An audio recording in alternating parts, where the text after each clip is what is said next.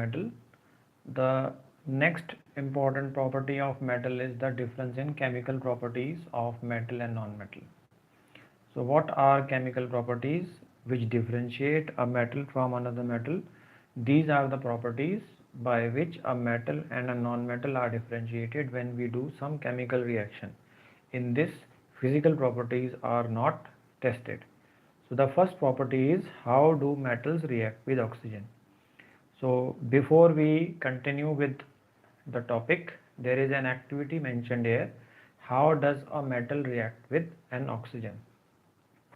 So there is an example given here, and I will differentiate metal and non-metal in the form of a table. So if we write example of a metal, how does a metal react with oxygen? So take an example of metal sodium. So how does sodium react with oxygen? This is a chemical equation where I am showing the metal in the form of a symbol. So this is sodium and this is oxygen. When the two will react, they are showing reaction of a metal. Sodium is a metal. We can take example of another metal like aluminum, reaction with oxygen. So O2 is oxygen, and this is a chemical equation which is completed by writing Na2O, and then we balance the equation. Now what is balancing of equation? If you don't know, then below this video you will see link of a video which will describe how to balance a chemical equation. You will understand everything, how do you write the equation. So you can check it out and you will understand how to solve how do you write these numbers.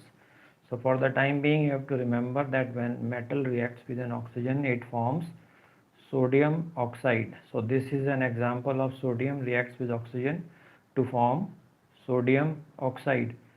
It means metals react with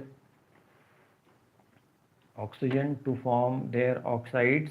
These oxides are called basic oxides. They are called basic oxides. And what are basic oxides? Take example of aluminium. When aluminium will react with oxygen, it will also form an oxide which is Al2O3. And this equation is not balanced. So to balance it, I will write number here, and you can check out how do you balance the equation. So this is aluminium oxide, which is also a basic oxide. So we can remember that metals react with oxygen to form their oxides, which are called metallic oxides. Metallic oxides are also called basic oxides. And what are basic oxides? Basic oxide, like we can take example of sodium. Sodium oxide is the basic oxide. When this basic oxide is dissolved in water, it will form a base. So in previous class you must have read acids and base. So this is how a base is formed. This is the example of formation of a base. So this is a basic oxide which dissolved in water forms a base. So metallic oxides are also called basic oxides which can dissolve in water to form base. Similarly, we can think of other metals also. If we take other examples, then many metals which can be formed. In this book, there is an example given of activity 4.3. Example of iron is taken. So if you take iron, this brown thing is the iron oxide or the rust. Rust, you will see during rainy season, the iron objects turn brown. They develop a brown powder. That brown powder is called rust. And when this rust is dissolved in water, you will find that the rust remains suspended in water. It will not dissolve in water, it will remain suspended in water, and it will form a, what will it form? Iron oxide.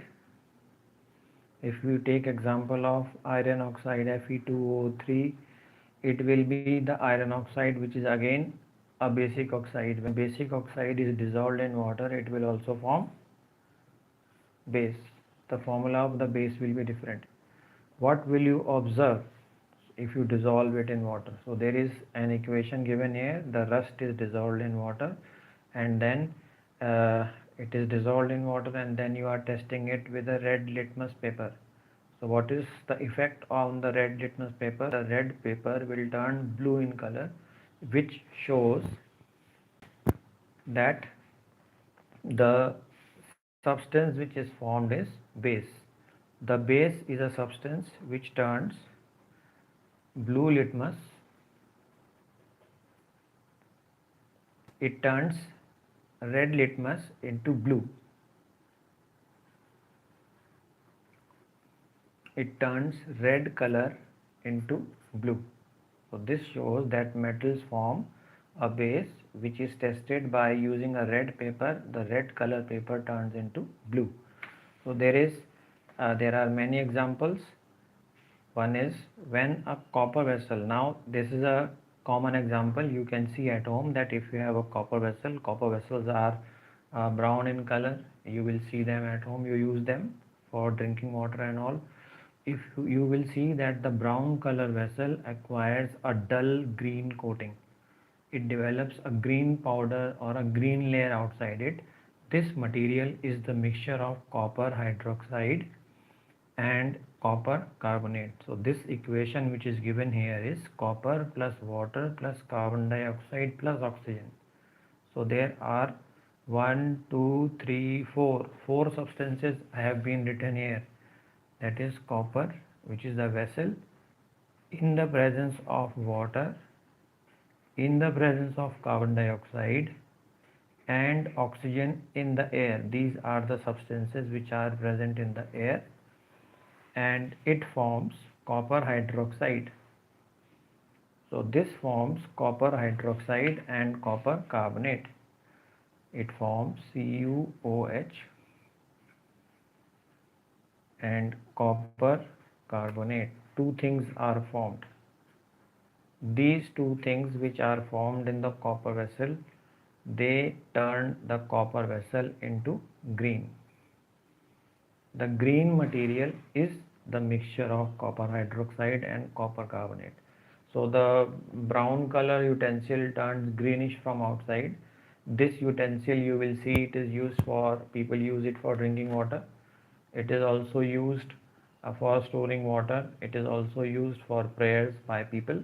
It is a brown color container, and it turns green and it looks dull. So how will you clean it? So this can be cleaned. To get rid of this substance, you have to clean it with lemon and salt. If you rub it with lemon and salt, then it will this substance will dissolve with the acid and it will become bright. Now there is another activity. Recall the activity of burning magnesium ribbon. The ash obtained on burning magnesium. Magnesium is Mg. When you will burn magnesium in oxygen, this is also a metal. So it will also form an oxide. There was sodium oxide, and in this case, which oxide will be formed? Magnesium oxide. So MgO, it will form MgO. Again, this is balancing of equation. You can check the link below this video. You will understand how I am writing the numbers. So this is magnesium oxide. This magnesium oxide powder, when you will dissolve in water, it will also form base. That is explained here. Activity of burning magnesium ribbon. The ash during burning is dissolved in water and tested. Is the solution acidic or basic? It will be a basic solution. Now when you will test it, it will turn red litmus paper into blue. The red litmus turns blue, so the oxide of magnesium is basic in nature. So this is the property of metal, that it forms a basic oxide. In the next class we will understand what are the other properties of metal and how do non-metals react. So stay connected. You can subscribe the channel. There is lot of more stuff to come. See you in the next class. Goodbye.